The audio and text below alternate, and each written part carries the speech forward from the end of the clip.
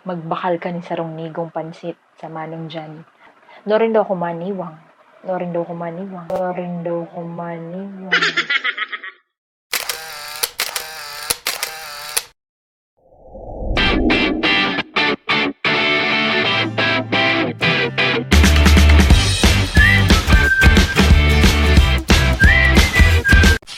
Marhay na aga, marhay na udto, marhay na banggi sa Indigo Boss.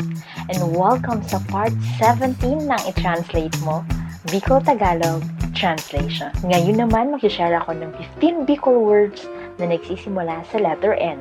If you want to learn more, please like and follow my Facebook page and don't forget to subscribe to my YouTube channel.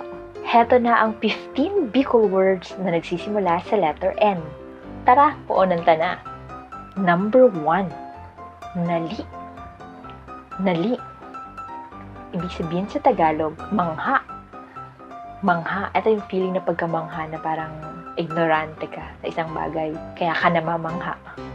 Nali. For example, nalion siya kang inot niyang pagsakay sa MRT kaya permi siyang nakahiling sa luwas ng tren. Nalion siya kang inot niyang pagsakay sa MRT kaya permi siyang nakahiling sa luwas ng tren. Manghang-mangha siya nung una siyang beses na sumakay sa MRT. Kaya lagi siya nakatingin sa labas ng tren. Nali. Nali. Number 2. Namit. Namit. Ibig sabihin sa Tagalog, lasa. Lasa. Halimbawa, ano ang namit kang luto ko? Masaraman. Ano ang namit kang luto ko? Masaraman. Ano lasa ng luto ko? Masarap ba? Anong lasa ng luto ko? Masarap ba? Namit. Namit. Next, nigo. Nigo. Sa Tagalog, bilao. Bilao. Magbakal ka ni sarong nigong pansit sa manong dyan. Bumili ka ng isang bilaong pansit sa manong dyan. Bumili ka ng isang bilaong pansit sa manong dyan. Nigo. Nigo. Next, namok. Namok. Tagalog, lamok. Lamok. Namok. Halimbawa, may nakatugdo na namok sa braso mo. May nakatugdo na namok sa braso mo. May nakadapong lamok sa braso mo. May nakadapong lamok sa braso mo. Namok. Namok. Next, nanggad. Nanggad. Ibig sabihin sa Tagalog is parang kailanman. Kailanman. Nanggad. Halimbawa, maski siya na lang ang huring lalaki sa mundo dahil nang ganda ko magkakagusto sa iya. Maski siya na lang ang huring lalaki sa mundo dahil nang ganda ko magkakagusto sa iya. Kahit siya na lang ang huling lalaki sa mundo, kung hindi kailanman ako magkakagusto sa kanya. Kahit siya na lang ang huling lalaki sa mundo, hindi ako kailanman magkakagusto sa kanya. Nanggad. Nanggad. Next, number 6, natad. Natad. Sa Tagalog, bakuran. Bakuran. Magsigid ka sa natad, tadakulong dahon. Magsigid ka sa natad, tadakulong dahon. Magwalis ka sa bakuran kasi ang daming dahon. Magwalis ka sa bakuran kasi ang daming dahon. Natad. Natad. Number 7, natong. Natong. Sa Tagalog, gabi. Gabi. Natong. Ito yung ginagawang laing tawag sa amin ay natong. Halimbawa, dai magatol sinatong na nagluto niya. Dai magatol sinatong na nagluto niya. Hindi makate yung gabi na niluto niya. Hindi makate yung gabi na niluto niya. Natong. Natong. Number 8, ninda. Ninda. Sa Tagalog, nila. Nila. Ninda. Ninda. Halimbawa, di nakuha ninda ang hinahanap ninda. Di nakuha ninda ang hinahanap ninda. Di nakuha nila ang hinahanap nila. Di nakuha nila hinahanap nila. Ninda. Ninda. Next, nindo. Nindo.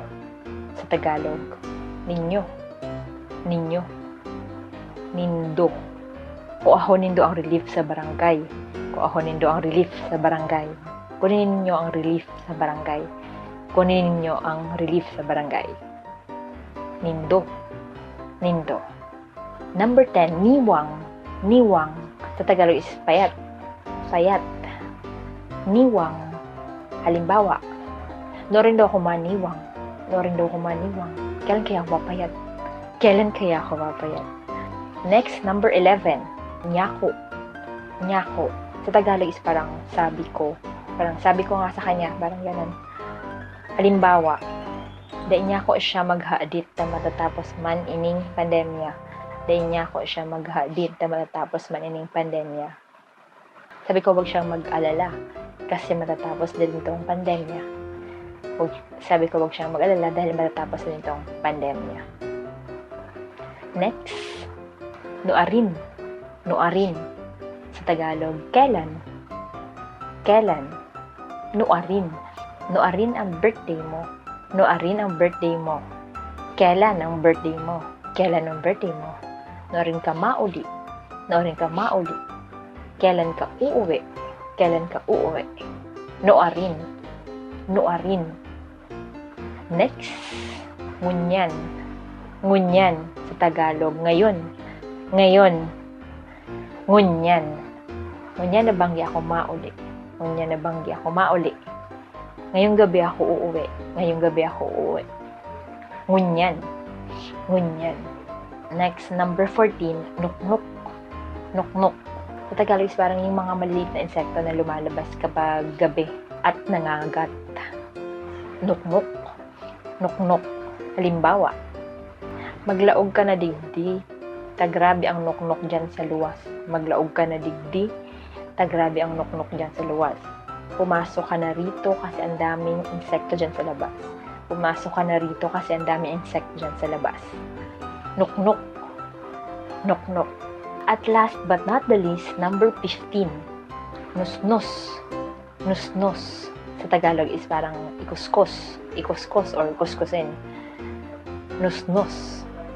Halimbawa, dahil mo pag inusnus ang bado mo tamaatihan yan. Dahil mo pag inusnus ang bado mo tamaatihan yan. Huwag mo ikuskus sa ang damit mo kasi madudumihan yan. Huwag mo ikuskus ang damit mo kasi madudumihan yan. Nusnus. Nusnus. So that's it for today. Sana marami po kayo natutunan. Abangan niyo pa po ang mga susunod kong videos about Bicol Tagalog translation dito lang sa G Diary.